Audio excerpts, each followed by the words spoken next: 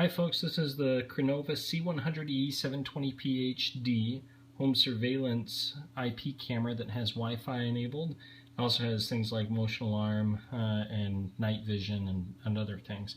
Overall, it's a really nice camera, though it is a little bit of pain to get set up and to start using. Once you do that, the quality of the video though is excellent. So I thought first off I would show you how to actually get this set up and working. So first thing I'm going to do, I'm going to come to the back and reset all my settings. So we're starting from scratch here. I've already deleted the app on my iPad. You can hear that little cha-ching sound. That means that it's reset. I'll aim it over there for when we're ready for it. So first thing you need to do is go out to the App Store and download the recommended application, and that's this COT, meaning Camera Things, Play on Internet of Things. The COT Pro, I'll go ahead and download that. I've downloaded it on other devices before, so it's already showing. Once that's done downloading, I'll go and launch it. Oh, it's right there. In just another second or so. And now when I launch it, has a nice little walkthrough for us. Let's see if I can tilt this up just a little bit so you can get a little bit better angle at it.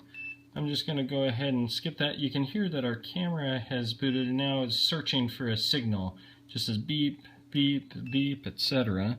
And so it's going to just hang out there for a second. And the first thing you need to do is you need to either log into your account. You probably don't have one, so you need to come down here and register for your account. I have one, so I'll enter my credentials now. Okay, once you've entered your credentials and logged in, you'll be brought to this screen. You can still hear that camera beeping for us saying, hey, I'm here, someone do something about it. You need to add a device. The easiest way to do it, the way I did it, was you just click this Wi-Fi connect, and then it asks you to make sure that it's on and ready. And since we're ready, we hear that beeping. I'm going to click the next, and then you have to enter your Wi-Fi credentials. So I'll go ahead and enter mine now. Okay, the next page then shows us waiting for a connection. You just heard the beep. That means it actually got connected. And now you'll need to, once you say okay here, you'll need to set up a name for your camera and then an input device. I'm going to use mine here in my office, and so I'm just going to name it Office. And then down here you need to use the default password. You want to go in and change that, but if you don't use the default password here, mine actually didn't work. So I'm going to use the default password of 123, hit done, and save here. And now, if we do that, we'll throw this on. Go ahead and mute it so you don't hear me, and we're up and running. You can click this little button over here, and that will give us landscape access. Of course, you can do things like communicate through the camera. I'll right now unmute the speaker and then talk, and you can hear that it'll pull it over, and then I'll mute it again. Hello, this is a test. So you can hear it. Of course, we're right next to it, and so there's a little bit of feedback there. You can also speak to the camera. Hello, this is a test. And then press the mic button to come off. You can take pictures while you're here, and you can switch it to HD. I'm not sure you can notice that much difference. You probably can't notice any because you're on the video. So you can do some basic things like that. I'm going to switch it back and then go out to the main part of the app. Now, interestingly, in the iPad version, you don't have controls down here for your settings and other things. I think that's probably an oversight from the manufacturer.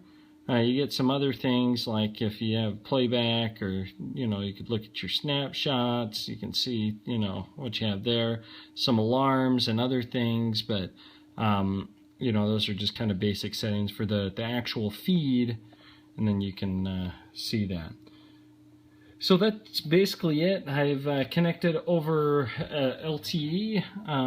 In that case, I actually have a VPN server, so I'm not having to expose the IP address externally. I'm not sure that the best way to do that. I just had a VPN set up, so I was easily able to connect. Let me show you one more thing real quick. Let me connect again and go like this. I'm going to stand up and I'm going to turn the light off. So that you can see that the night vision. Night vision actually works pretty well. Okay, you can see now this is night vision. It's basically completely dark, and if I wanted to, I could turn off my overhead lamp here. And so you get infrared spectrum there, and you get really good quality. Of course, if I throw something in front, then it has to readjust the image quality. But overall, very pleased with the infrared available. The quality of the video stream is excellent. The build quality is pretty good. The only thing that I think I would change as far as the design of it is that I don't like that this part only goes down to 90 degrees. I recognize it's supposed to be mounted against the wall like this, and then you can angle it down.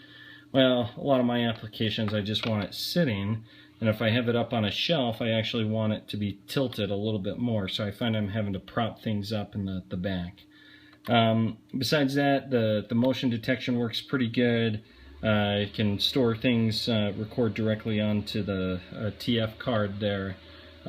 Pretty nice camera overall. So really the downside is not the hardware itself, the downside is really in the software to run it. Overall though, for the price point, pretty nice quality for what you get.